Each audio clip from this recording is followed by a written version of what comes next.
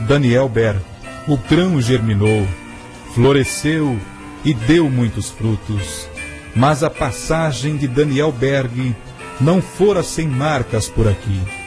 Em um culto ao ar livre na rua JJ Rodrigues, chegou a ser apedrejado juntamente com os primeiros convertidos. Essa perseguição religiosa foi intensa em todos os lugares por onde passaram. Portanto, nossos missionários Daniel Berg e Gunnar Wingren combateram o bom combate, encerraram a carreira e guardaram a fé.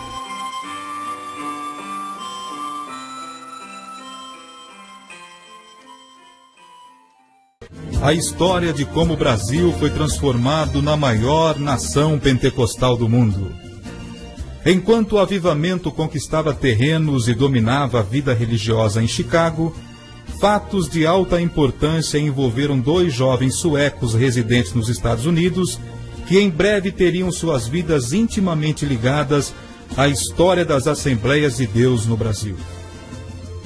Na cidade de South Bend, no estado de Indiana, morava um pastor batista que se chamava Gunnar Wingren.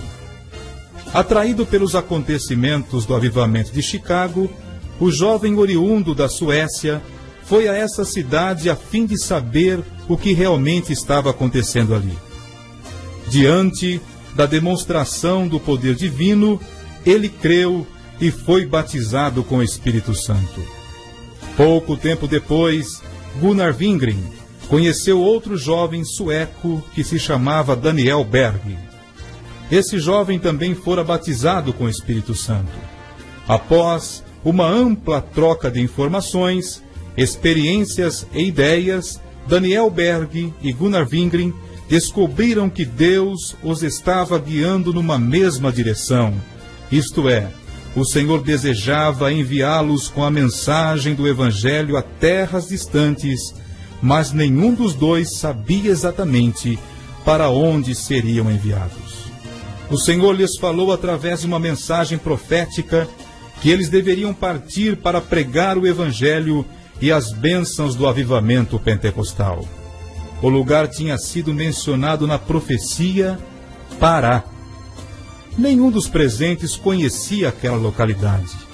Após oração, os 2 jovens foram a uma biblioteca à procura de um mapa que lhes indicasse onde o Pará estava localizado.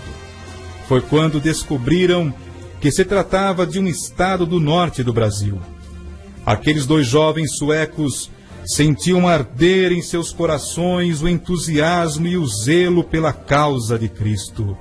Eram tochas daquela mesma fogueira que começara a arder em Chicago. No dia 5 de novembro de 1910, a bordo do navio Clement, os missionários deixaram a frígida Nova York com destino à cálida Belém do Pará. As atividades missionárias dos nossos irmãos se iniciaram ali mesmo. A bordo do navio, entre tripulantes e passageiros, eles distribuíram folhetos e evangelhos que explanava o grande amor de Deus. Falaram da palavra de Deus e testificaram a todos. No dia 19 de novembro de 1910, em um dia de sol causticante, os 2 missionários desembarcaram em Belém do Pará. Eles não possuíam amigos ou conhecidos nessa cidade. Não traziam endereços de alguém que os acolhesse ou orientasse. Vinham unicamente encaminhados à graça de Deus. Tinham a protegê-los o Deus de Abraão. Carregando suas malas, enveredaram por uma rua. Ao alcançarem uma praça, sentaram-se em um banco para conversar e ali fizeram a primeira oração em terras brasileiras. Oraram por um povo que lhes eram desconhecidos, mas que já amavam e pelo qual estavam dispostos a sacrificar-se. Os avivamentos nascem como resultado de oração, pois aqueles que vivem no avivamento alimentam-se da oração. Os jovens missionários tinham o coração avivado pelo Espírito Santo e oravam de dia e de noite, sempre com a visão de que o campo é o mundo. Mesmo com a dificuldade de falar o português, pregavam nas praças, falavam do amor de Deus e entregavam os folhetos e bíblias para as pessoas. Daniel Berg, vendo esta dificuldade de idioma, se dedicava ao trabalho, enquanto Gunnar Wingren se dedicava aos estudos do idioma, o português.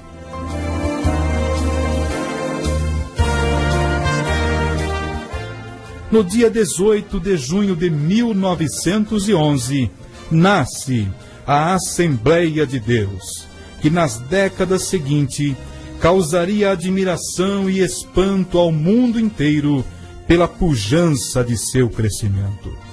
Em tudo isso, se pode notar a mão de Deus operando através de homens e mulheres humildes.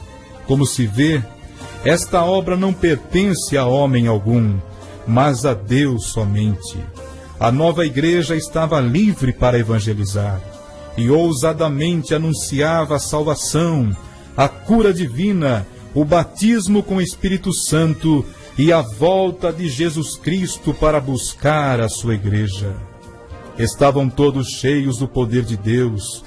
Em resposta às suas orações, o Senhor operava sinais e maravilhas, vivificando cada testemunho e sermão. O Espírito Santo convencia o mais vil pecador. Os missionários alcançaram muitos estados e cidades brasileiras, e nossa cidade, Jundiaí, também teve a passagem de um desses missionários, Daniel Berg. O grão germinou, floresceu e deu muitos frutos, mas a passagem de Daniel Berg não fora sem marcas por aqui. Em um culto ao ar livre na rua JJ Rodrigues, chegou a ser apedrejado juntamente com os primeiros convertidos. Essa perseguição religiosa foi intensa em todos os lugares por onde passaram. Portanto, nossos missionários Daniel Berg e Gunnar Wingren combateram o bom combate, encerraram a carreira e guardaram a fé.